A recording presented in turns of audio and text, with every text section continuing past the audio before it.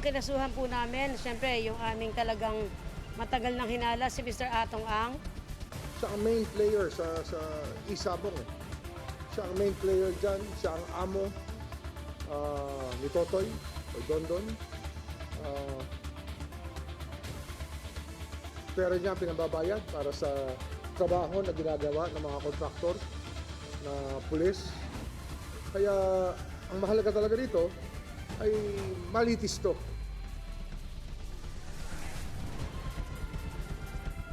Charlie Atong Ang nahaharap na sa reklamo dahil sa pagkawala umano ng mga sabungero. Sa DOJ ito isinampa ng kaanak ng mga biktima. Nagsumiti na rin ang PNP ng mga bagong ebidensya, isang hakbang sa mahabang daan para sa hustisya. Magandang gabi, ako po si Willard Cheng.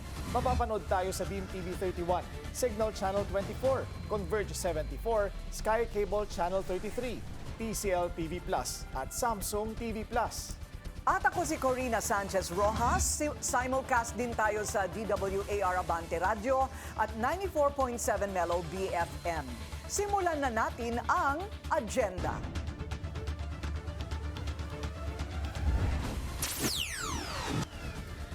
Gambling kingpin Atong Ang at iba pa kinasuhan na ng mga pamilya ng missing sabungeros. CIDG nagsumiti rin ng mga umano'y bagong ebidensya.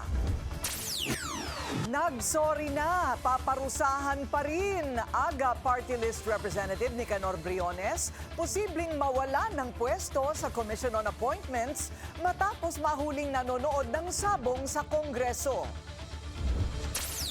Senate Majority sa segundahan daw ang pagbasura ng Korte Suprema sa impeachment articles laban kay VP Sara, pero minorya hindi papayag.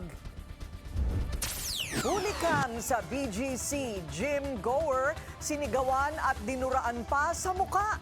Binitawan pa raw ng homophobic slur.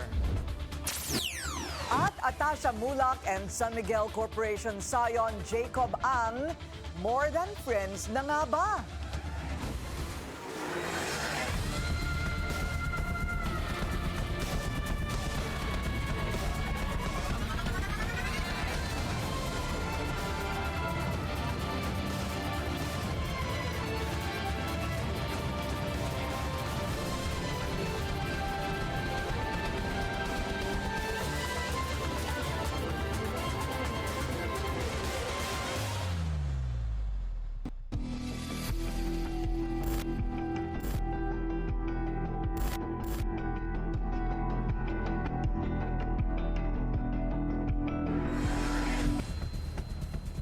Kinasuhan na ng mga kaanak ng missing sabungeros ang billionaire gambling boss na si Charlie Atong Ang. Siya daw ang itinuturong mastermind sa malagim na krimen. Yan ang agenda report ni Joash Malimban Live, nag-uulat mula sa Taguig. Joash, ano ang mga eksaktong isinampang reklamo laban kay Ang dyan sa DOJ? Corina, kabilang sa mga reklamong isinampa ng mga kaanak ngayong araw ay multiple counts of murder at serious illegal detention. Doon sa dokumentong ipinakita rin sa atin ng mga pamilya kanina, may ilang complaints with regards to bribery, obstruction of justice, pati na rin crimes against international humanitarian law, genocide, and other crimes against humanity. Pero Corina, clarify lang din natin, itong isinampa ng mga pamilya ngayong araw ay reklamo pa lamang. Ibig sabihin, an evaluation will commence, i-verify pa kung mayroong probable cause before maging opisyal na kaso itong isinampang reklamo. Masakit sa isang magulang po yung talaga nangyari hanggang ngayon po. Hindi po, sa totoo lang po, hindi pa ako nakamove on po. Kung yung sabi nila na ninyope, yun na po ba ang bayad, yung paslangin sila. Naging emosyonal ang ilang pamilya ng missing sabungeros sa DOJ. Matapos kasi ang ilang taong paghihintay, opisyal na silang nagsampa ng reklamo laban sa mga umano'y mastermind sa pagkawala ng kanilang mga kaanak. Ang itinuturo nila, si bilyonaryo gambling kingpin Charlie Atong Ang, iba pang sinasabing miyembro ng tinaguriang Alpha Group at ilang miyembro ng PNP. Ang mga kinasuhan po namin, siyempre yung aming talagang matagal nang hinala si Mr. Atong Ang, kasama sila Eric De La Rosa, RJ Mejia, at saka yung mga pulis, si Attorney Caroline Cruz. Ito yung mga kasama po dun sa aming mga complaints. Multiple murder po at saka serious illegal detention ho. Ang nanay ng isa sa mga sabungerong nawala sa Manila Arena, hindi napigilang mapasigaw at mapaluha sa galit. Malungkot ang nangyari sa pamilya natin, anak.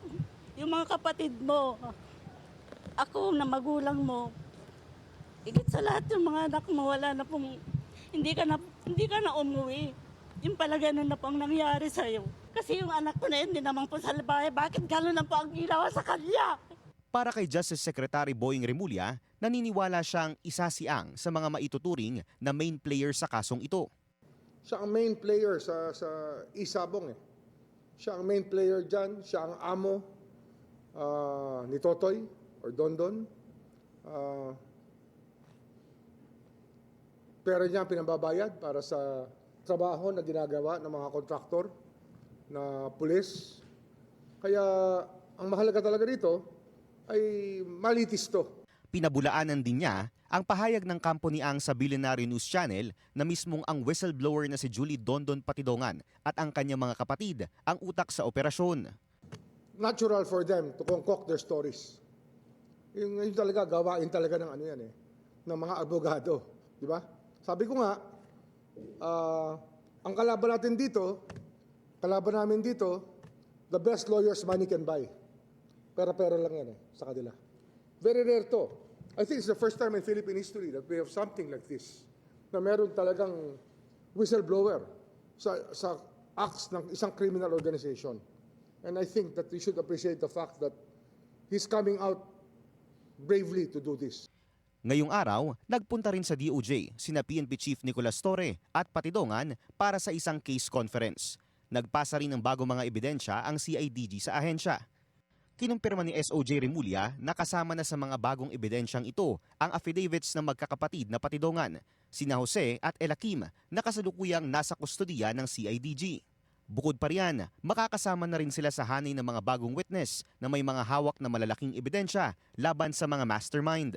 Ang reliability niya ng kanyang testimony is foolproof in many ways because his picture appears in the return of the cyber warrant granted by the court na sa isang ATM withdrawal na ATM ng isang missing sabungero.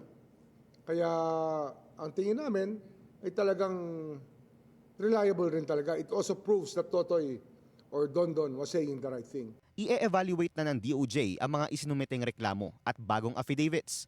Pangako ni SOJ Remulla sa mga pamilya, hindi niya bibitawan ang kaso hanggang hindi nagkakaroon ng hustisya.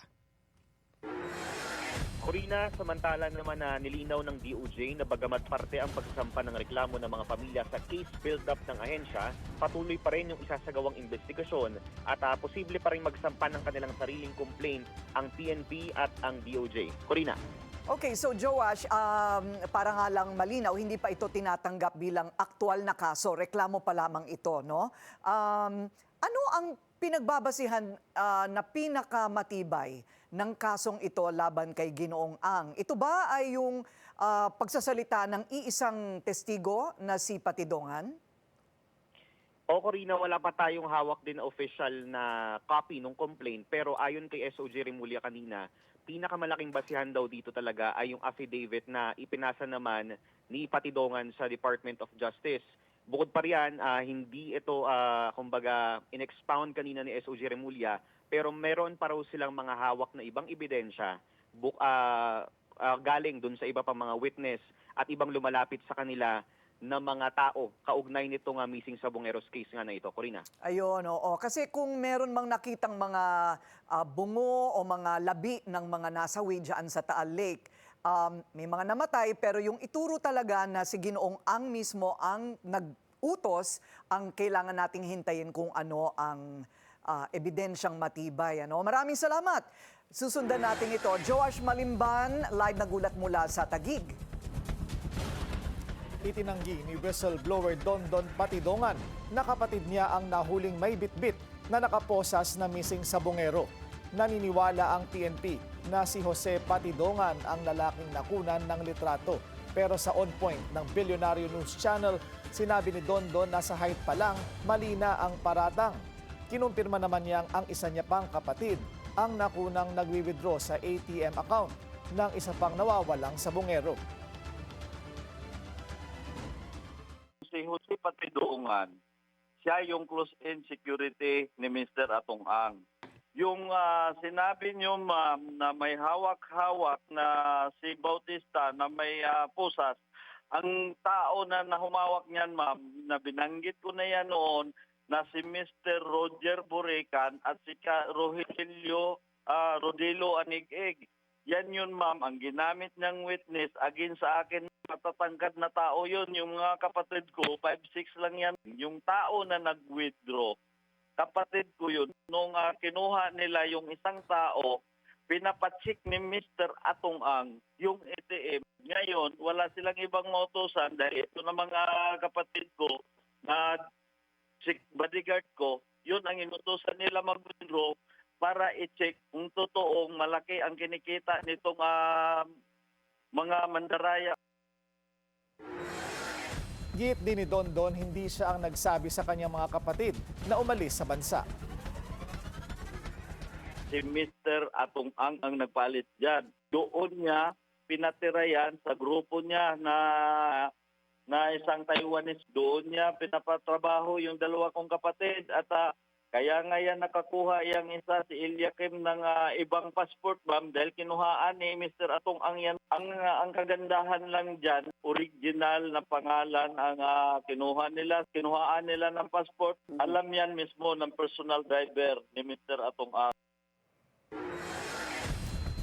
Hindi raw nagsusugal pero talo pa rin. Posibleng hindi na makakaupo si AGA Party List Representative Nicanor Briones bilang minority member ng Commission on Appointments. Ito ay dahil umano sa kanyang panonood ng sabong sa gitna mismo ng sesyon. Ang detalye sa agenda report ni Billy Vegas ng Abante Radyo.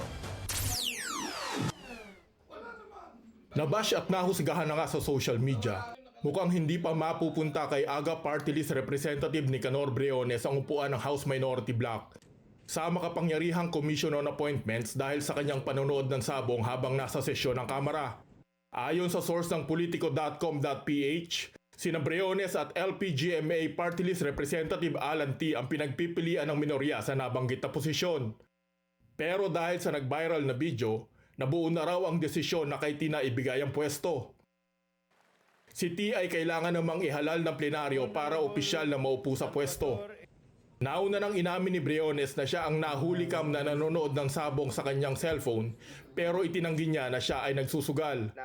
Tiniyak naman ng chairman ng House Committee on Ethics and Privileges na si 4-Piece Party List Representative JC Abalos na hindi nila babaliwalain ang pangyayaring ito. Naniniwala po ako na may paraan po tayo may tamang paraan po tayo at marangal na paraan kung paano natin iwawasto ang pagkakamali sa hanay naming mga mambabatas. At ako po bilang committee chair ng ethics, sisiguraduhin ko na susundan ko ang mga proseso at mekanismo namin sa Kongreso pagdating sa pagdidisiplina ng ating kapwa mambabatas. Plano rin ni Abalos na bumuo ng isang mekanismo para tanggapin ang mga reklamo ng publiko laban sa mga kongresista. Para sa agenda, Billy Vegas, Abante Radyo. Huwag padalos-dalos. Yan ang sagot ng Malacanang sa mga tanong kung bakit hindi nabanggit ang issue ng online gambling sa ika-4 na SONA ng Pangulo. Narito ang agenda report ni Ivy Reyes. Matapos mapuna ang kawalan ng online gambling sa SONA, ang depensa ng Malacanang, hindi naman daw tikom ang bibig ng palasyo. Maganda po kasi, huwag tayo masyadong magpadalos-dalos. Minsan kasi nakikita natin ano ba yung sinisigaw ng taong bayan, pero yung iba, hindi pa po inaaral na mabuti kung ano ba yung magiging epekto nito sa bayan. Dapat muna po malaman natin saan ba nanggagaling yung kamalian. Doon ba sa license, online gambling app, o doon sa mga hindi lisensyado? Ayon kay Palace Press Officer Claire Castro, malaki rin kasi ang ambag ng licensed online games sa bayan. Ang dapat umunong pagtuunan ng pansin ay kung sino ang nakikinabang sa mga iligal na online games gaya ng isabong. Si AGA Party List Representative Nicanor Briones na nahulikam na nanonood ng sabong, ginawa pang ehemplo ni Castro.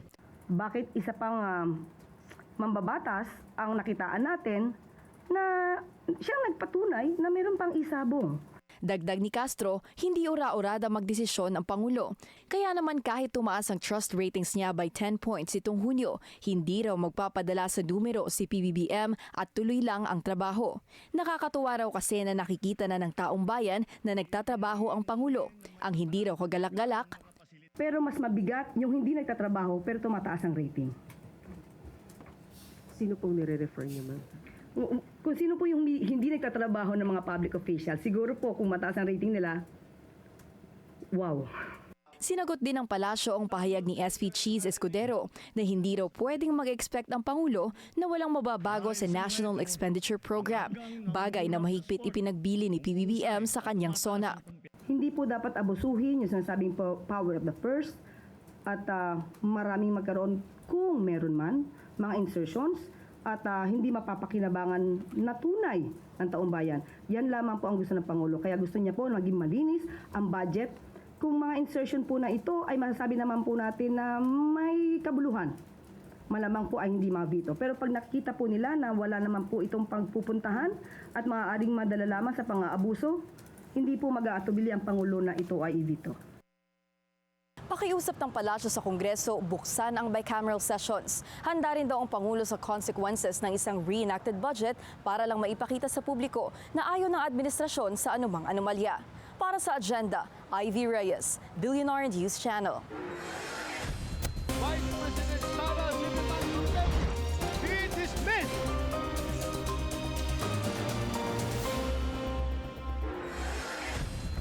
Sigurado na raw na sesegundahan ng Senate Majority ang pagbasura ng Korte Suprema sa impeachment ni VP Sara. Hindi naman daw ang minorya o handa naman daw ang minorya na harangin ito. Ang detalye sa agenda report ni Dexter Ganibe ng Abante Radyo. Sure ball nang susundin ng Senado ang desisyon ng Korte Suprema na ibasura ang impeachment ni VP Sara. Yan ay para kay Senate President Pro Tempore Jinggoy Estrada. Batayan daw niya ang body language at mga statement ng mga kapwa-senador nang magkoko sila sa Senado. 19 hanggang 20 na raw sila, na sa tingin niya ay susunod sa unanimous decision ng SC. We have to follow the ruling of the Supreme Court. Pag hindi natin susundin ng Supreme Court, sino pa susundin natin? Sino pa susundin namin? Susundin namin. Meron nga nagsabi, mas mataas pa nga daw yung mas makapangyarihan ang impeachment court sa Supreme Court. I beg to disagree. I beg to disagree. Para naman kay Senate Minority Leader Tito Soto, opinion lang ni Estrada ito. Dahil anya, lahat naman sila ay hindi pa nababasa ang kabuang desisyon ng SC. Pagtitiyak naman ni Senate Deputy Minority Leader Risa Hontiveros, haharangin niya at ng minorya ang anumang motion na i-dismiss ang impeachment. Pag nangyari po yan, pagdedebatihan talaga namin yan. At handa po ako, handa kami sa minority para ilatag ang bawat naming argumento, bawat naming opinyon. At kung talagang ipilit sa botohan, bawat naming boto, kaugnay niyan. Naniniwala si Hontiveros na premature kung maghahain o pagbobotohan ng motion to dismiss dahil wala pa ni isang ebidensya ang naipresenta at ni isang testigo ang naiharap at narinig ang testimonya. Sabi naman ni Senador Kiko Pangilinan, kung maghahain ng motion for reconsideration ng Kamara, maituturing na hindi pa pinalang naunang desisyon ng SC hanggat hindi naaaksyonan ng MR. At kung aabot na nga niya ng 20 ang mga nagsabing susunod sa SC decision, giit ni Sen Kiko, abay, kailangang hintayin din muna nila ang pasya ng SC sa anumang apilan na ihahain ng Kamara. At kahit suntok sa buwan para mabaliktad ang isang unanimous decision, tiwala si retired SC Senior Associate Justice Antonio Carpio na may laban ang anumang ihahaing MR. Sa interview ng programang Abogado ng Billionaire News Channel, pinuna ni Carpio ang SC decision na nakabatayan niya sa media reports at hindi sa official records ng Kamara. The ground of the Supreme Court in voiding the articles of impeachment was primarily because there was no approval by the plenary. They said the articles were transmitted to the Senate even without plenary vote. And that's why, and the Supreme Court in their decision quoted An ABS-CBN report that there was no vote. But if you look at the records of the House, they voted actually.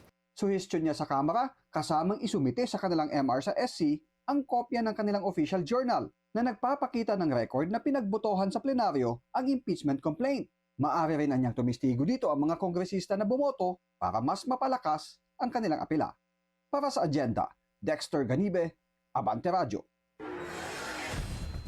Formal ng hinamo ng ilang mga complainant ang pagbasura ng Korte Suprema sa Articles of Impeachment laban kay VP Sara.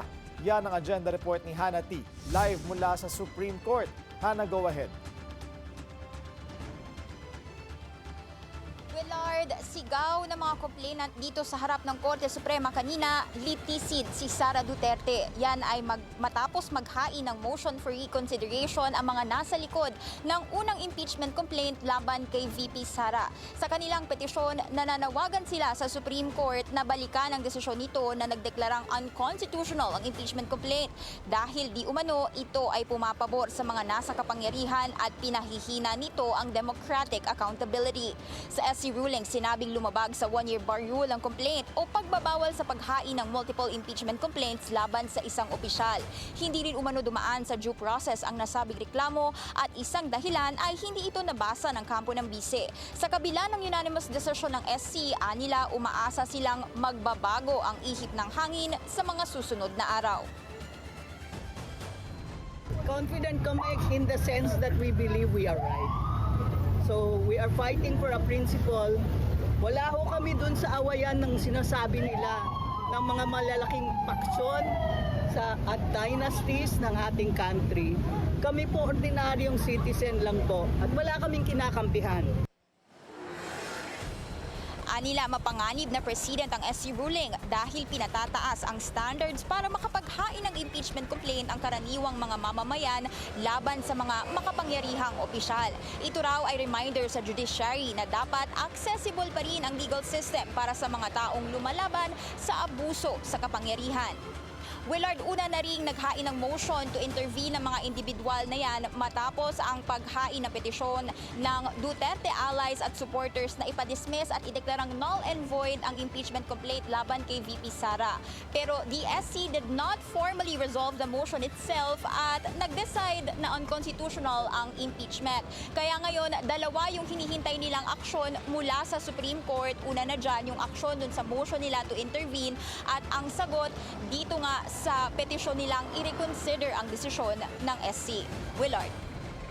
Hannah, ano ang sabi nila doon sa possibility na hindi na matutuloy ang impeachment trial, lalo't sinasabing malabo nang matuloy ang proceeding sa Senado dahil nasa 20 senators na raw ang sinasabing pabor doon sa SC ruling? Willard, they're still hoping that the proceedings will still happen sa Senado para maipresenta raw ang ebidensya sa publiko at next week dahil nga August 6 pa pagdedesisyonan o pagdedebatehan ng mga senador itong SC ruling, magsasagawa ang grupo ng pagtitipon na ang pangalan ay ang Tindig Pilipinas para ipanawagan sa mga senador na ituloy pa rin nila yung paglilitis. Willard. Hannah, saan daw nila gagawin yung pagtitipon? Sa labas ba ng Senado? Yes, sa labas ng Senado, Willard. Alright, maraming salamat sa iyo, Hannah T. Live mula sa Supreme Court sa Maynila.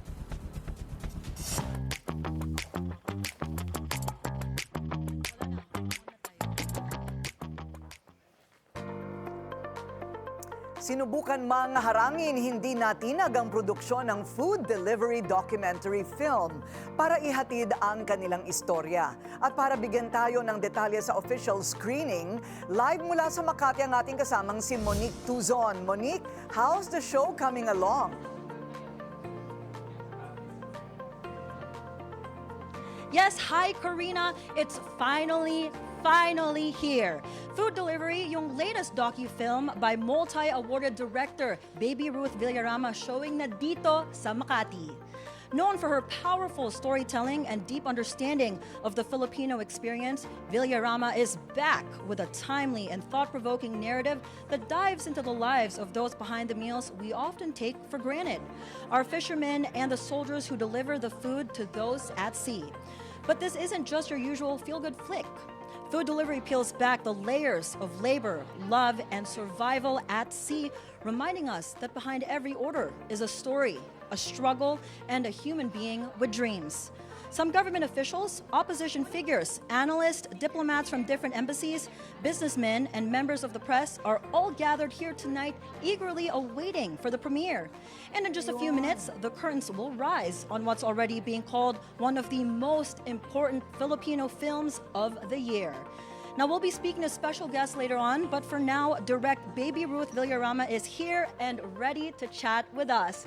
Hi, Direct! First of all, congrats on this film. How does it feel now that mapapanood na yung film nito ng mga kababayans natin?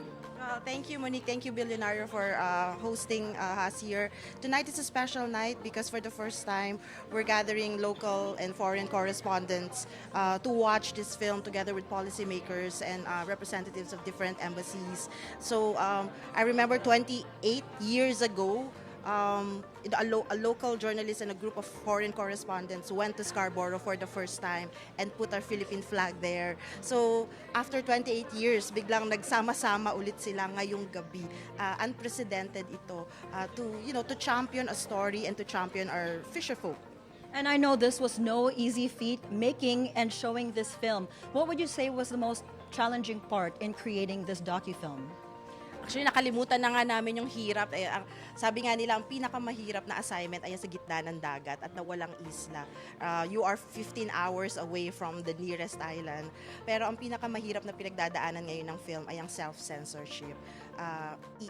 Tulad ngayong gabi, isang sinehan lang ang nagbukas ng pintuan, which is Rockwell Cinema. That's why we're very thankful that Rockwell opened their doors for our Filipino audience to witness the film. So we're very grateful to that. Now, while creating this film, Direct, what was maybe the most emotional moment for you this whole time? Because this was so hard, right? You guys are in the middle of the sea. What was the most emotional moment for you, seeing the Filipino fishermen struggling or those soldiers bringing the food supply to those at sea? Well, for me, the most emotional event in my life that it will be forever be in my memory is really how beautiful the West Philippine Sea is. Like, ang ganda ng isla natin. It's a billionaire's dream. It's a billionaire's paradise. That's why ngayon naintindihan namin bakit siya pinag-aagawan. And of course, the traditional sacred way of fishing, which is the simbada. Our fisher folk are one of the most wonderful human beings that we've met. And kung yung essence ng kalayaan, nararanasan nila yun kasi pag nasa dagat ka, tahimik, and they're in control of their fate, their destiny. Pero kung yun nga, hinahabol sila, parang may hindi tama. And kailangan ipaglaban talaga yun. No, Direct, I definitely want to try to go swimming in the West Philippine Sea one of these days because I know I saw some of your mga films that you had such a beautiful experience. Like the water was the most clear I think I've ever seen in my life. But I think we have a question from the studio. Oh, I was just wondering, Monique, and congratulations, of course, to Director Baby Ruth. Gusto ko lang malaman kung nahihirapan na ito ay gawing isang komersyal, na pupunta ka sa sinihan, magbabayad ka. Ano ang pag-asa na ito ay ma-online?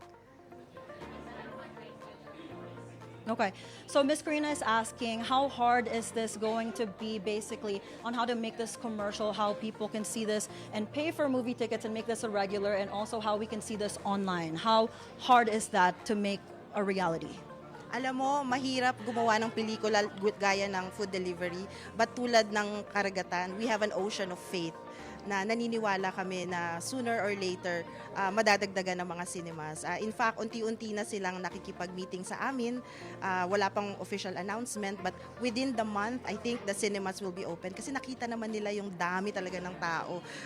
For the first time nga, yung Rockwell biglang dinumog na ganito karami. So we want to really share the experience and we want to share the film to as many audience as possible, especially students in the provinces and our, nananawagan nga kami sa mga mayor mayors, if they want to share this with their constituents, this is the perfect film ngayong Heroes Month. Corina, pinagpawisan mo ko, pinatranslate mo ko live on TV. Nahirapan yata ako doon. I hope I translated it okay for you. But lastly, Direct, what do you want our audience to take away from watching this film tonight? No, we just want our audience to appreciate what they have.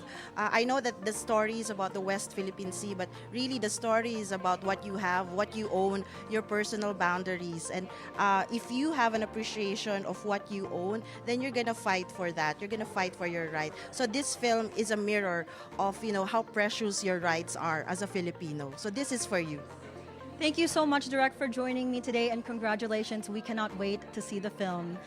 Again, that was Direct Baby Ruth Villarama, Director of Food Delivery. And that's it from my end, Karina. Back to you guys in the studio. Maraming salamat, Monique Tuzon, live nag-uulat sa Makati. Your Tagalog was fine.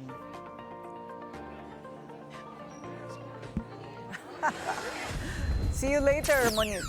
Okay, gym goer sa BGC, sinigawan at dinuraan pa sa muka. Susunod yan sa agenda.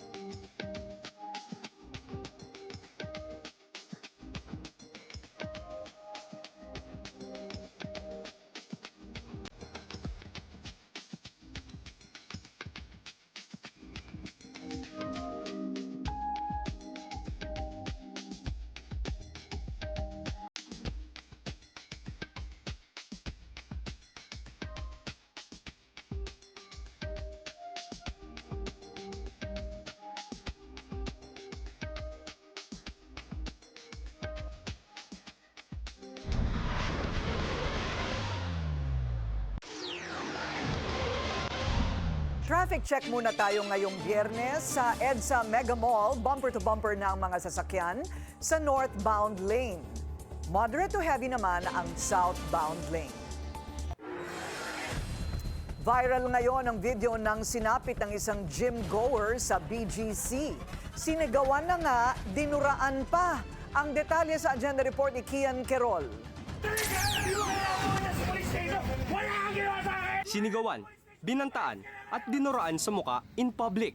Ito ang traumatic experience ng gym goer na nagpapakilalang si Backpack Guy habang naglalakad sa 9th Avenue corner 32nd Street sa BGC kagabi. Inatake raw siya ng isang lalaki dahil binangga umano siya. Sa inupload na video sa Facebook ng kaibigan ni Backpack Guy na si Jonel Noe, kitang tuloy ang paghaharas sa kaibigan kahit kaharap na nila ang isang marshal.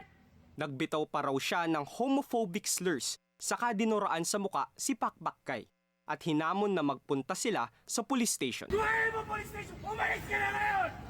Ayon kay Noe, nagpunta na sila sa barangay at pulis.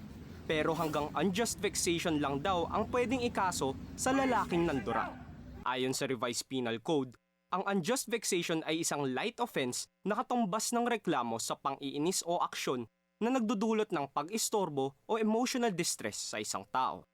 Ang multa na itinakda ng batas ay ang pagkukulong ng 1 hanggang 30 araw at mabanag ng multa na nagkakahalagang 200 pesos lamang.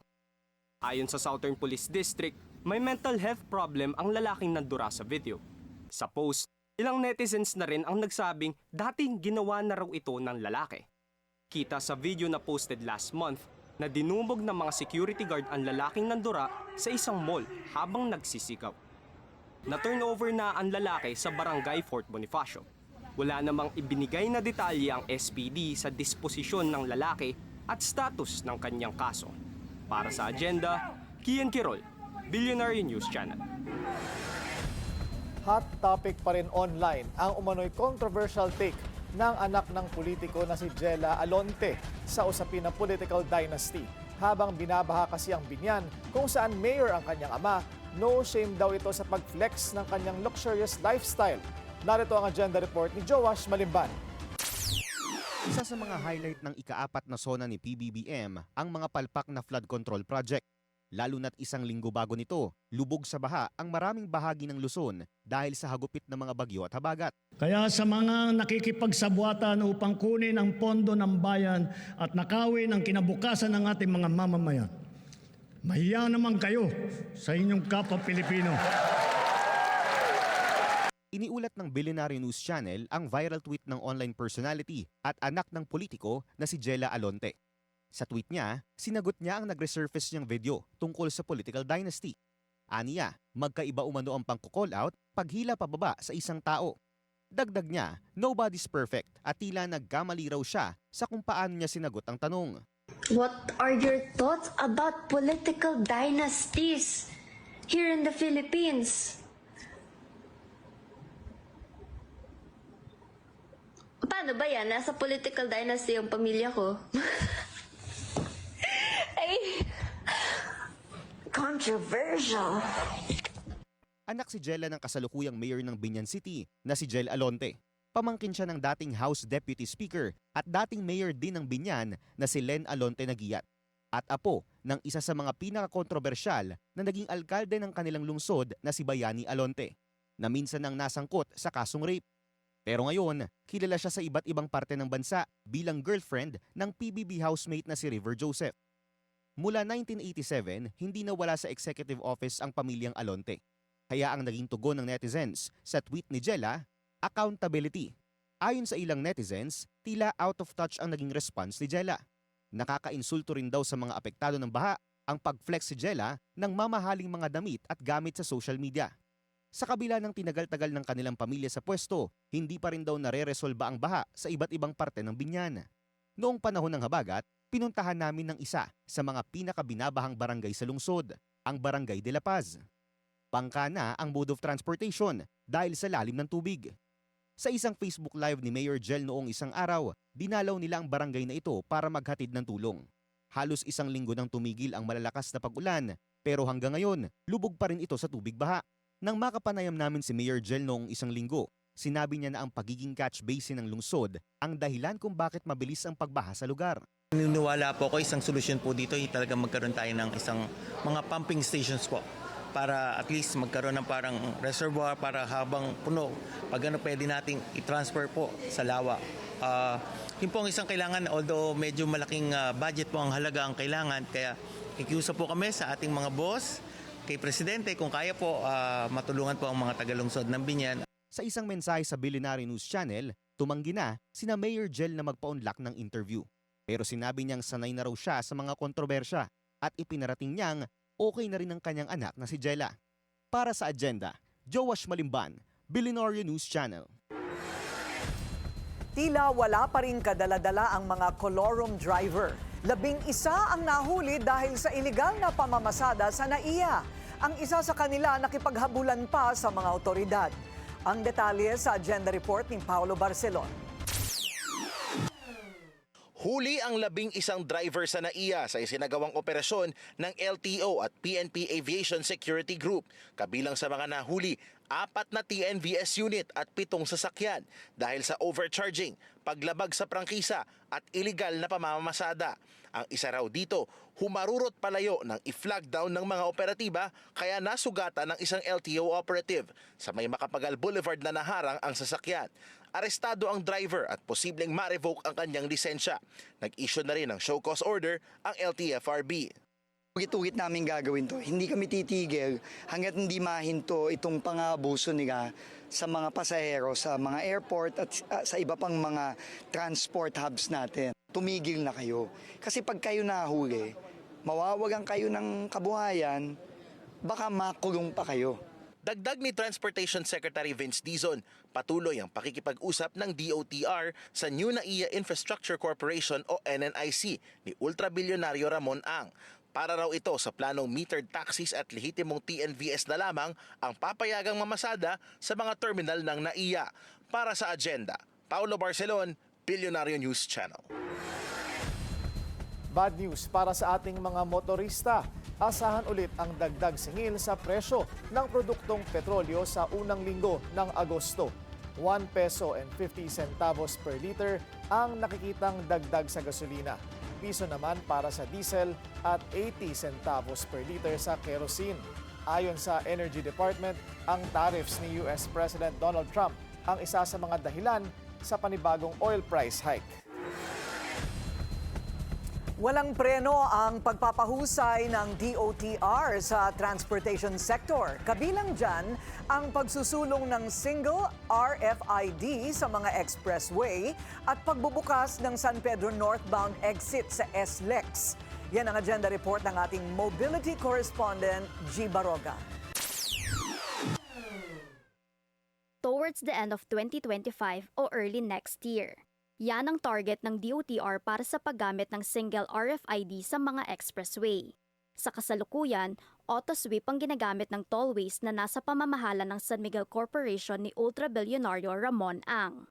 Easy trip naman sa Metro Pacific Tollways Corporation ni bilyonaryo Manny Pangilinan. Kailangan maayos na natin yung interconnectivity ng dalawa na hindi kailangan dalawang magkahiwalay na RFID sticker para sa ibang portions ng ating mga highway. No? So, pagka na-solve natin yon, I think that's the time pa lang na pwede natin pag-usapan yung cashless. Kabilang dyan ang pag-improve sa sistema, lalo't mayroon pa ring reklamo ang mga motorista tulad ng delay sa pag-angat ng barriers. Sa issue naman ng pagbaha sa NLEX dahil sa mga bagyo at habagat, sinabi ni Secretary Dizon na hindi na dapat magturuan at magtulungan na lamang. Kahapon, minute namin ni EDJR ang NLEX Corporation para ma-solve yung baha sa Paso de Blas sa Valenzuela, yung southbound, no? Kung saan talagang grabe yung naging perwisyo sa mga kababayan natin. No? 5 hours mahigit silang na-delay doon. And sabi nga natin, unacceptable yun, no? Para sa isang expressway. Nakatakda naman ang meeting nila sa Valenzuela government bukas, Sabado, para pag-usapan ng mga maaaring solusyon sa pagbaha. Samantala, pinasinayaan ni Secretary Dizon kasama si DPWH Secretary Manny Bonoan at ang Local Government of Laguna, pati na rin ang San Miguel Corporation, ang SLEX San Pedro northbound exit. Because of the growing traffic dito noon, we have to have a northbound exit. Kaya po yun ang naikatuparan. At kahit na matagal-tagal ng konti, at ito na po. At finally, it's now open to the traveling public. Dati, para lumabas ka ng northbound papuntang SLEX, iikot ka pa, pabalik ka pa ng Binyan, ng Southwoods. So at least 45 minutes. Can you imagine, no?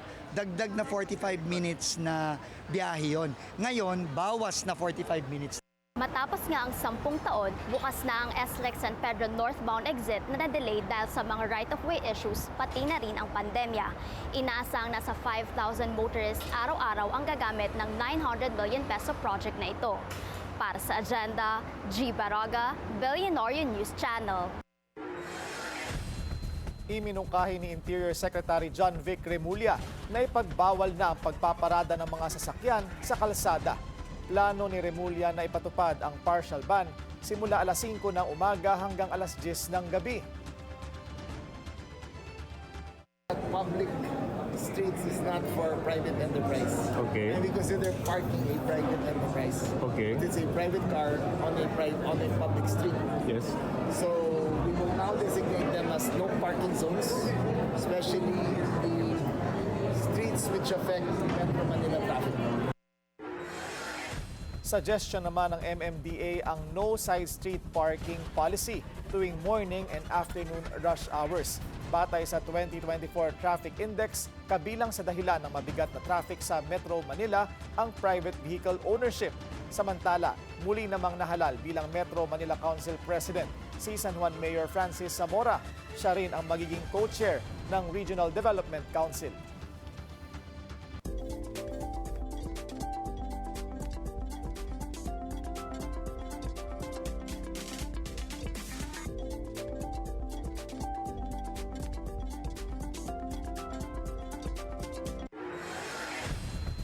Gustong magnegosyo pero kulang ang puhunan? Yan ang tinugunan ng GoTime Bank sa kanilang newly launched loan service. Ang detalye sa agenda report ni Sujin Kim. 7 sa bawat 10 micro, small at medium enterprise sa Pilipinas ang hirap pa rin makakuha ng loan mula sa mga tradisyonal na bangko. Isa ito sa mga balakid na patuloy na nagpapabagal sa paglago ng mga MSME. They are the backbone of our economy, and yet most of them still can't access the financing they need to grow. At kapag walang akses sa puhunan, ramdam ang epekto. Naantala ang paghahanap ng karagdagang empleyado, nababawasan ang supply ng inventory, naantala rin ang paglawak ng operasyon at madalas napipilitang tumanggi sa mga bagong opportunity dahil kulang ang cash. Traditional lending wasn't built with small businesses in mind, much less digital-first entrepreneurs who operate online, create content and fulfill orders through platforms like TikTok Shop. What many MSMEs encounter instead is a process that feels rigid, feels slow, and very inaccessible. Kaya kasabay ng paglawak ng online selling, nilunsad ng GoTime Bank at TikTok Shop ang kauna-unahang loan product para sa mga TikTok Shop sellers sa Pilipinas. Ayon sa GoTime, sa loob lang ng 2 hanggang 3 araw, matatanggap na ng seller ang puhunan. Nagsisimula sa 1.5% ang interest rate bawat payment cycle at wala rin itong hinihinging collateral. We believe TikTok Shop loans has the potential to unlock these sellers and take them to the next level and see what they do with a little bit of extra financial firepower. Nauna na ring tiniyak ng TikTok Shop na ligtas ang paggamit nito. We are a regulated bank in the Philippines. So everything on this, as part of this product, is fully regulated and compliant with National Privacy Commission regulation as well as BSP. At para sa mga seller na mag-a-avail ng loan, maaari silang pumili ng flexible terms na mula 3 hanggang 12 months na akma sa takbo ng kanilang negosyo. Para sa agenda, Sujin Kim, Billionaire News Channel. May bagong pangako si PBBM. Lahat ng eskwelahan may internet na bago matapos ang taon at may libre pang data. Narito ang agenda report ni Ivy Reyes. Sa pag-alaga sa ating mga Inanunsyo ni PBBM na bago matapos ang 2025, may internet na ang lahat ng eskwelahan sa Pilipinas. Bukod pa doon, magbibigay tayo ng data para libre ang paggamit sa internet para sa ating mga guro, para sa ating mga estudyante. So all of these are trying to bring together, make it easier. Mahirap na ang buhay. Ang trabaho, ang dapat na iniisip ng gobyerno ay paano pag-aangin ang buhay ng bawat isang Pilipino. Ipinangako ito ng Pangulo sa kanyang pagbisita ngayong araw sa Region 9. Idineploy kasi ang 106 patient transport vehicles sa Zamboanga Peninsula, Isabela at Lanao del Sur. Sa ilalim ng PCSO, target ng Medical Transport Vehicle Donation Program nila ang mga LGU na situated sa conflict zones, vulnerable communities at isolated o disadvantaged areas. May dahilan kung bakit ganito ang aming kinuha. Dahil ito ang pinaka-practical para sa Pilipinas. Nakakuha nga ng mga magagandang at malalaki na makikintab na ambulansya ay hindi naman makapasok sa maliliit na iskinita. Hindi mapuntahan, hindi pwede mag-off-road dahil kailangan sa kalsada lang. Kaya hindi makalapit doon kung saan yung susunduin yung pasyente. Bagamat hindi kasing techy na mga emergency vehicles, equipped with essentials ang mga PTV. Mayroon itong stretcher, oxygen tank, wheelchair, first aid kit, blood pressure monitor at medicine cabinet. Simula ngayong Agosto, focus ng PCSO sa Eastern Visayas, Mindanao at BARM para umakyat sa 88% ng covered areas ng programang ito. Para sa agenda, Ivy Reyes, Billionaire News Channel. AFP, bumuwelta sa panibagong tirada ng China. Susunod yan sa agenda.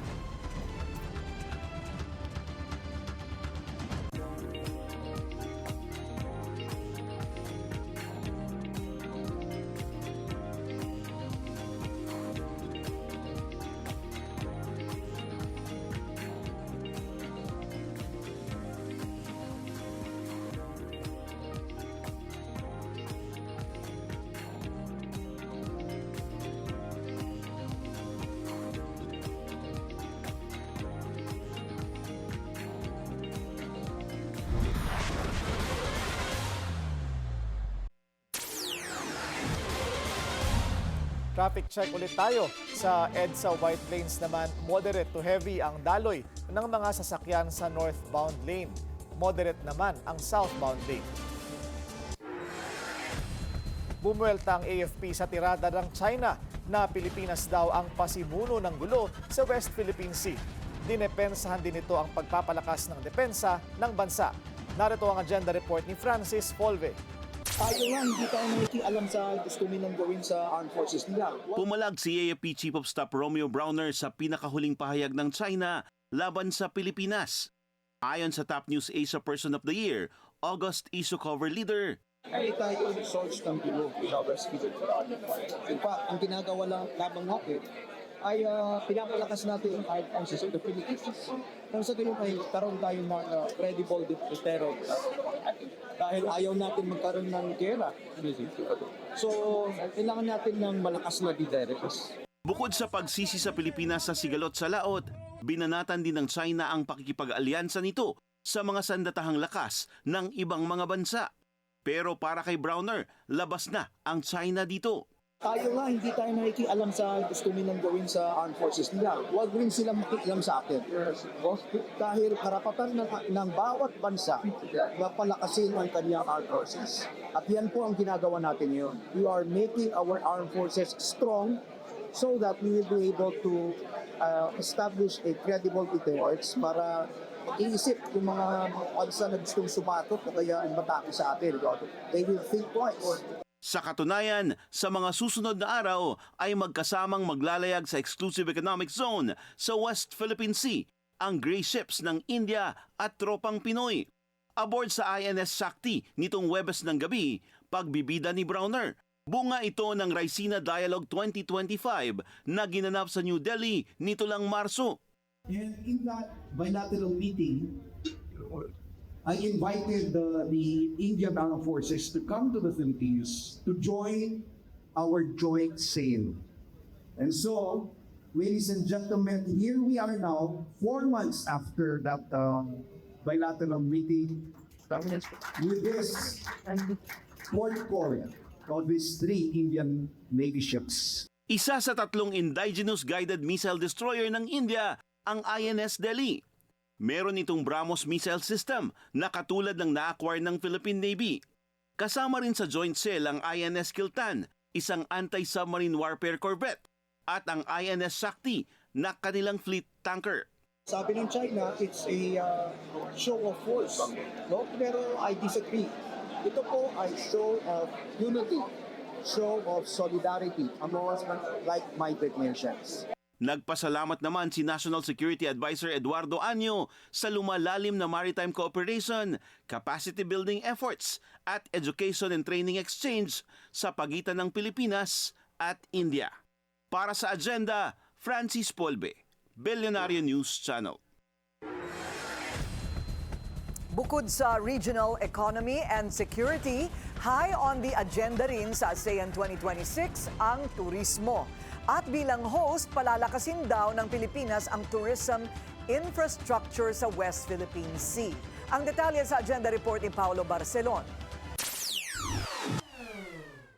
Tuloy-tuloy na ang paghahanda ng bansa sa hosting nito ng ASEAN Summit. Ayon kay Tourism Secretary Cristina Frasco, una ang turismo sa mga pag-uusapan ng member countries ng ASEAN at inaasahang gagawin ito sa Cebu sa huling bahagi ng Enero 2026. Nitong Abril lamang, sinimula ng inspeksyonin ni First Lady Liza Araneta Marcos ang summit venues gaya ng convention centers at hotels na gagamitin para sa pagpupulong.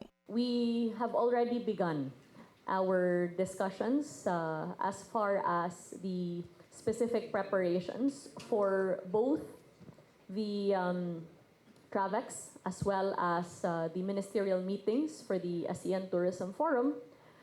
And then we fully intend to expand this coordination to our local stakeholders. Isa ang ASEAN Summit sa mga proyektong nais bigyang atensyon ni PBBM na nagtawag ng whole of government approach para sa hosting ng bansa ng pagtitipon. Ani Frasco, nananatili raw ang posisyon ng Pilipinas na magkaroon ng single ASEAN visa.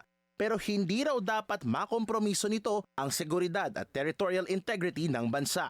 And speaking of territorial integrity, nothing beats a jet ski holiday in the West Philippine Sea. Kabilang daw kasi ang pagpapalakas ng tourism infrastructure sa Kalayaan Island na unti-unti nang binubuksan sa turismo. We are working with the local government unit there as well as our tourism stakeholders to whom we have provided tourism trainings as well as guidance in terms of the development of their facilities to make sure of their readiness to receive more tourists. Sa ngayon, barko pa lamang ang isa sa mga paraan para magpunta sa isla tulad ng Great Kalayaan Expedition of 2023. Kaya abang-abang na lang muna raw na maging maayos ang sitwasyon bago makarinig ng promong 200 pesos off for a family of 4. Inaasahan kasing uunahin na ang pagtatayo ng mga pasilidad gaya ng mga pontoon, jetty port, restroom at iba pang importanteng istruktura. Masusiring binabantayan ang sitwasyon doon lalo't matindi pa rin ang sigalot sa laot. Kanina lang, hinayag ni Philippine Coast Guard spokesperson for the West Philippine Sea Commodore J. Tariela na may 3 Chinese research vessel ang iligal na nasa karagatang sakop ng ating exclusive economic zone. Isa sa mga ito ay may kakayanan para sa deep sea survey at ang isa pa ang carrier ng underwater drones na kaya raw manguha ng datos for oceanographic research na may military significance. Para sa agenda, Paulo Barcelon, Billionario News Channel. Isang LPA sa labas ng Philippine Area of Responsibility of PAR ang binabantayan ngayon ng Pag-asa. Kaugnay niyan, makakausap natin ngayon si Pag-asa Weather Specialist Grace Castañeda. Magandang gabi sa iyo, Grace. Yes, magandang gabi din po, Sir Willard, at sa ating mga taga-subaybay. Sa kasalukuyan nga po yung LPA na minomonitor natin sa labas ng ating Area of Responsibility. Kanina pong alas 2 ng hapon ay isa ng ganap na tropical depression. Huli itong namataan sa layong 1,365 kilometers east-northeast ng extreme northern Luzon. So nasa labas pa rin nga po ito ng ating Area of Responsibility and less likely po na nakikita natin na papasok ito sa loob ng PAR and also wala rin po itong epekto sa anumang bahagi ng ating bansa. Samantala, yung habagat pa rin po yung patuloy na nakakaapekto dito sa area ng Luzon. Magdadala pa rin po ito ng makulimlim na panahon. Meron pa rin mga light to moderate na mga pag-ulan sa Ilocos Norte, Ilocos Sur, Abra, Batanes at Babuyan Islands. At paminsan-minsan po, lalong-lalo na sa hapon at gabi, itong mga pag-ulan na ito ay posibleng maging hanggang sa mga malalakas na pag-ulan. Kaya patuloy pa rin pong pag-iingat sa posibilidad ng mga pagbaha at pagguho ng lupa. Samantala dito naman po sa Metro Manila, maging sa nalalabing bahagi ng ating bansa, patuloy pa rin magiging bahagyang maulap hanggang sa maulap yung ating kalangitan. May posibilidad pa rin po ng mga biglaang pag-ulan, yung mga biglaan at mga panandaliang pag-ulan, lalong-lalo na sa hapon at gabi, dulot pa rin po ito ng habagat at ng mga localized thunderstorm. So kapag po tayo lalabas, huwag pa rin natin kalimutan yung mga pananggalang po natin dito sa mga pag-ulan na ito. At yan po muna ang latest dito sa Weather Forecasting Center ng Pag-asa. Grace Castañeda, magandang gabi po. Grace, ganito rin ba ang magiging forecast more or less for Saturday, Sunday? Yes po, Sir Willard. Next step po natin this coming weekend po is patuloy pong ganito yung panahon na mararanasan natin. Same po sa naranasan natin today dito po sa malaking bahagi ng ating bansa. And then most likely yung mga mataas na chance po natin ng mga pag-ulan is dito po sa area ng Ilocos Region, maging yung ilang bahagi pa ng Cordillera Administrative Region. Alright, maraming salamat at happy weekend. Pag-asa Weather Specialist Grace Castañeda. Mahigit 100 trading partners pinatawan ng taripa ni US President Donald Trump. Susunod yan sa agenda.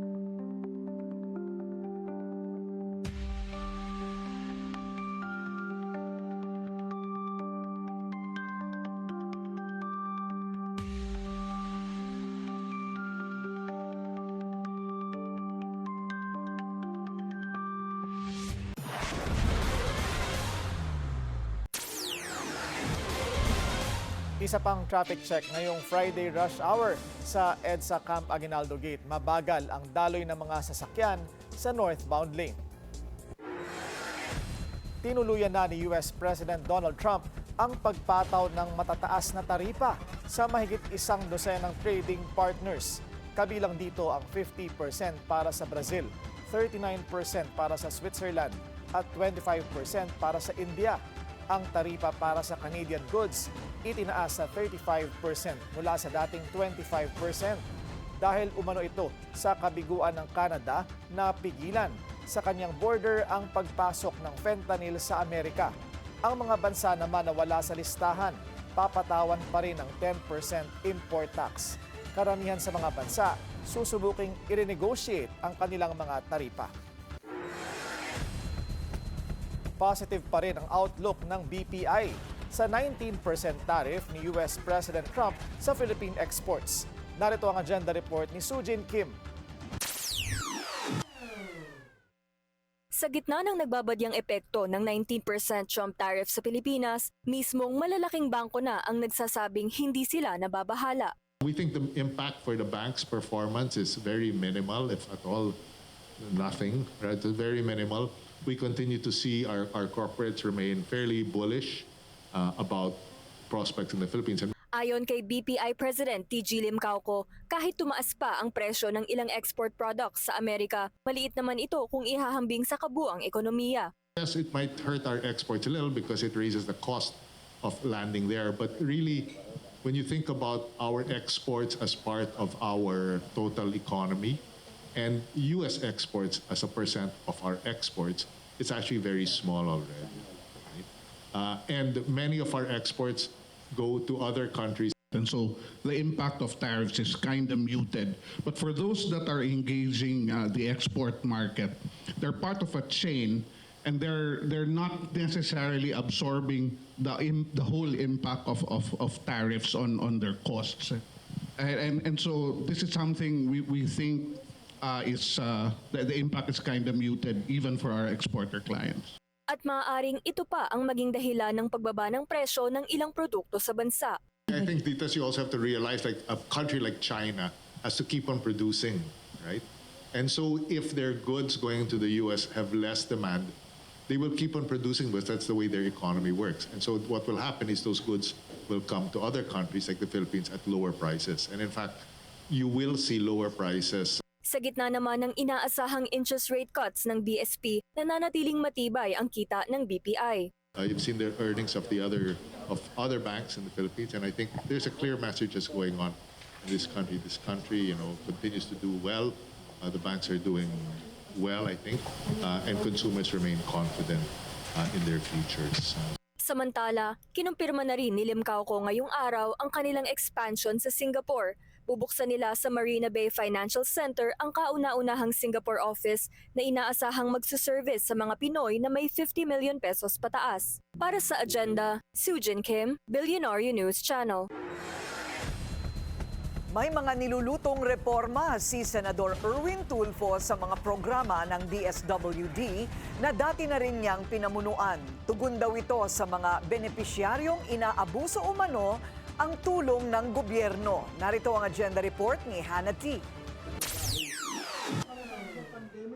Pinaliliit na ni Senator Erwin Tulfo ang sakop ng 4Ps o Pantawid Pamilyang Pilipino Program. Kasi medyo naabuso yung 4Ps. Merong iba dyan na sobra-sobra na yung panahon nila, di ba? Na pwedeng yung iba naman na pumasok kasi may mga backlog pa tayo. Dati na rin kalihim ng DSWD si Tulfo at nakipagpulong siya kay Secretary Rex Gatchalian tungkol sa pagpapatatag ng social protection programs. Kabilang na riyan ang 4Ps, alinsunod na rin sa naging SONA speech ni PBBM.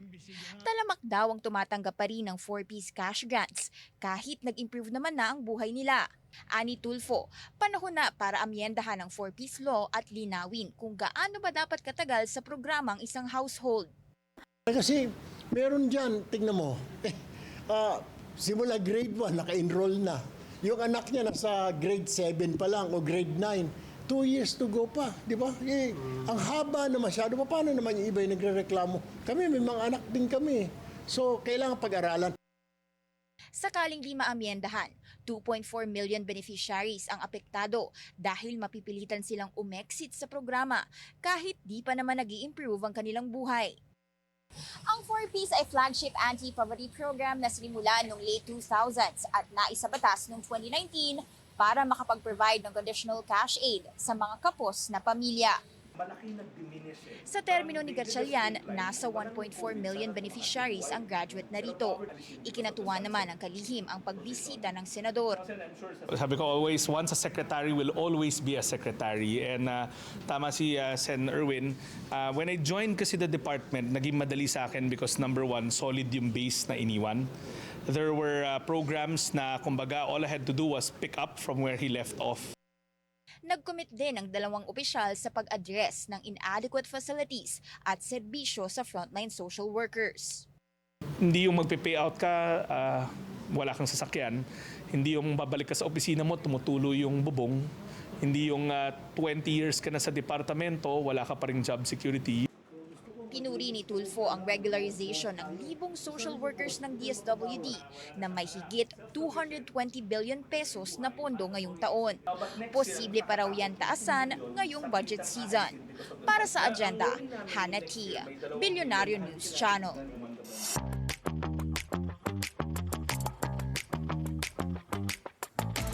Na-diagnose ang actor-singer na si Justin Timberlake ng Lyme disease.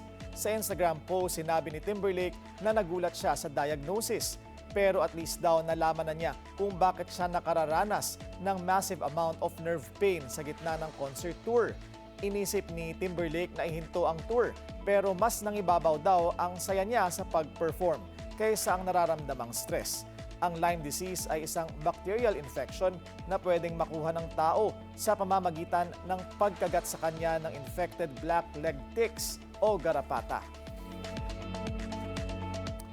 Tila may bago na namang couple na trending online. Usap-usapan sa social media sina Atasha Mulak at anak ni bilyonaryo Ramon Ang na si Jacob. Shinare kasi ni Jacob sa IG ang trailer ng series ni Atasha na Bad Genius. Naka-follow rin sila sa isa't isa sa Instagram. Si Jacob ay sayon ng San Miguel Corporation na pagmamayari ng kanyang ama. Si Atasha naman ay anak ng showbiz royalty na sina Aga Mulak at Charlene Gonzalez. Lifestyle host Ferdy Salvador nakabonding si First Lady Lisa Araneta Marcos. Susunod yan sa Agenda.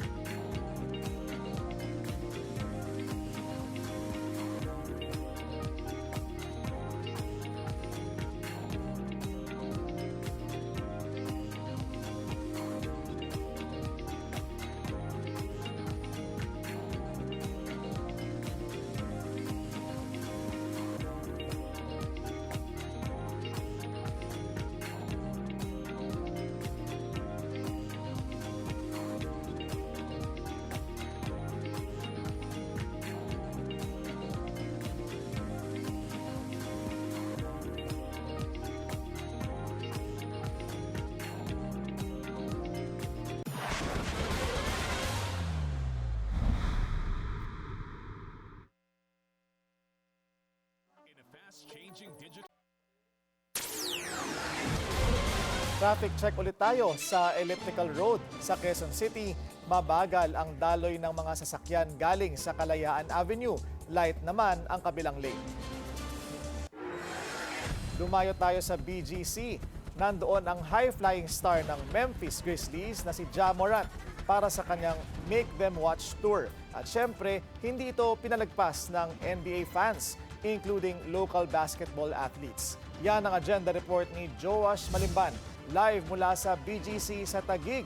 Joash, kaya ka pala nasa Taguig, kumusta na dyan? Wheeler, tama ka dyan. Opisyal na nga sinimulan ngayong araw yung Make Them Watch Tour ni Ja Morant dito sa Bonifacio Global City. Bukod sa NBA star, present din sa event yung ating local basketball celebrities tulad ni na Geronteng, Renz Abando, CJ Cancino at si Richie Rivero. Pinuno ng hiyawan ng NBA fans ang The Courtyard habang isinasagawa ang isang exhibition game kasama mismo si Morant, De La Salle Zobel varsity team at Nike players. Just to add din, Willard, mismong si Morant pa yung nag-jump ball na siyang tanda na nagsimula na yung ginawang exhibition game kanina. Sa sobrang dami ng fans din na dumayo, kahit yung labas ng The Courtyard puno na rin ng tao. May ilan ding nabigyan ng mga giveaway, particularly yung mga talagang diehard fans na dinayo pa talaga yung pagpunta ni Morant dito sa Taguig. Kilala si Ja Morant bilang isa sa most promising young players ngayon sa NBA. Willard, kung kita man ito sa screen, ito kanina yung binigay sa amin na stab doon sa pagpasok, doon sa exhibition game ni Ja Morant kanina sa kanyang Make Them Watch tour.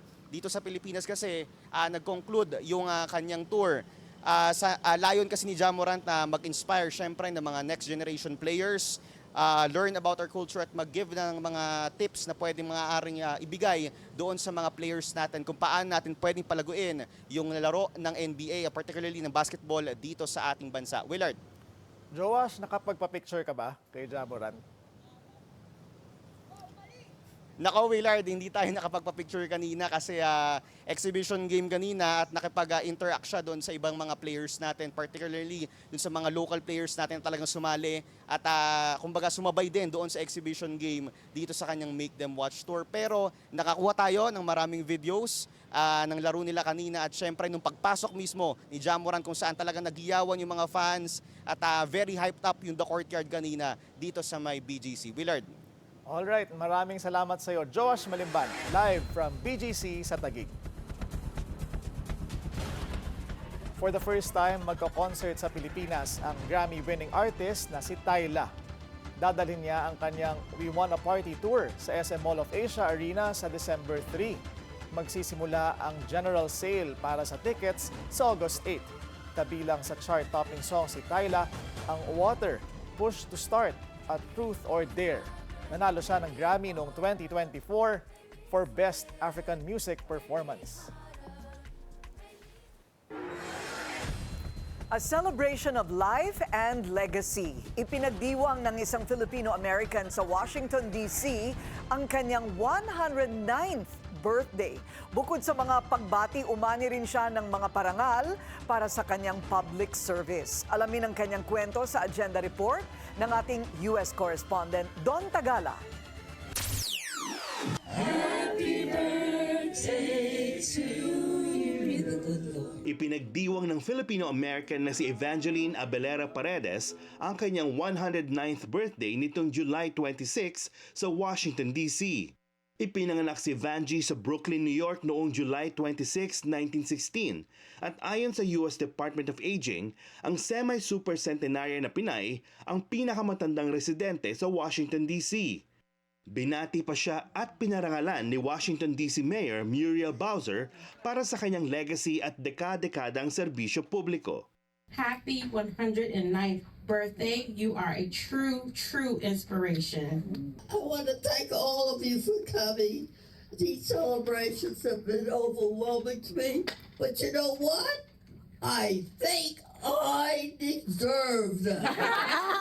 You are my sunshine, my only sunshine. Nalagpasan ni Vangie ang dalawang pandemic, 2 World War at 20 US presidencies at nakatrabaho pa niya ang isang Philippine president. Naging personal secretary siya ni President Manuel L. Quezon noong World War II sa Philippine Commonwealth Government in Exile at nakapagtrabaho rin siya para sa top diplomat ng Pilipinas na si Carlos P. Romulo. I took dictation from President Quezon. 21 years din siyang nagtrabaho sa Philippine government bago siya nagsilbing secretary o stenographer para naman sa The Pentagon sa Washington, D.C. sa loob ng 34 years. I enjoyed working for both. It was good working for the Philippine government because I was helping the Filipinos. We worked on the sugar, tobacco and lumber and U.S. dollars. Oh, wow. At that time, the Philippines was under And the United States was on the dollar system. Pero para sa mga nagkakaedad na residente dito, simbolo ng pag-asa at survival si Vanjie para sa mga seniors at veterans sa Amerika. Dahil sa kanyang volunteer work at advokasya sa AARP noong dekada 90s, marami siyang natulungan sa pakikipaglaban para sa Social Security at Medicare benefits ng seniors at veterans. I would go to Congress and fight for Social Security, for anything for seniors and veterans. So I was kept going, to attending meetings. Kaya naman ito ang mensahe ni Vanjie para sa mga mapilit na pinapatay ang Social Security at Medicare para sa seniors at veterans sa Amerika. There are too many people on security. I don't think it's going to go.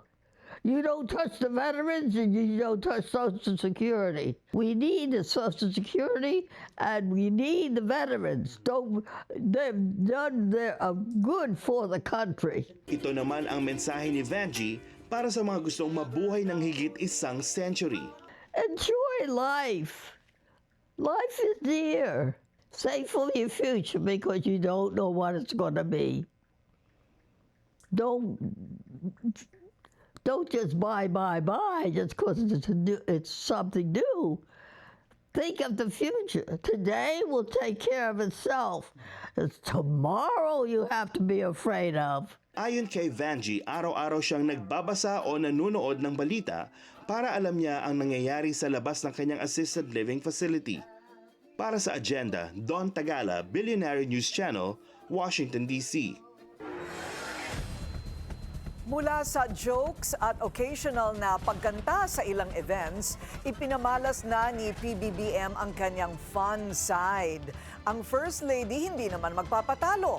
Eksklusibong nakabonding ni BNC anchor Ferdy Salvador si FL Lisa sa tour ng eGov Servicio Hub sa San Juan City. Sa video, makikitang tila kaya rin ng unang ginang mag-vlog.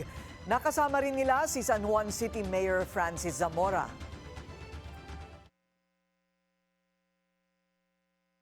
So I'm with the First Lady and she just introduced us to the new super app which is called eGov.ph. Guys, it's super effective. I did it, no lines over here in San Juan, their first outlet, and The mayor, with Mayor Zamora. Come here, Mayor Zamora. Best mayor ever. Napaka-effective. I did it on my own. No help from these two because it's that effective. Thank you so much. And a lot of Filipinos are gonna be able to use this and lahat ng agencies as a super app. Galing-galing. Yay.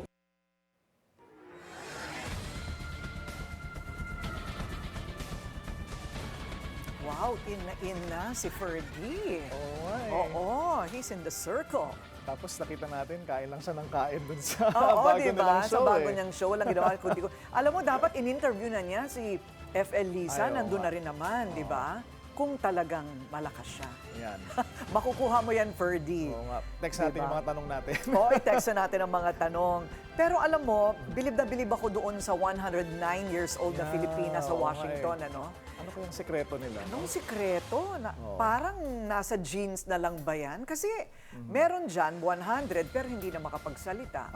Hindi ba parati ng tulog, ganyan. Nagiging makalimutin na. Oo, but she's so sharp. Lucid, yes, and sharp. Oo. What are you doing to live long? Baka yung... Maliliit pa ang mga anak natin. nga kaya nag-exercise ako. Binubuhat ko sila araw-araw. Binubuhat mo araw-araw. Silang dumbbells ko.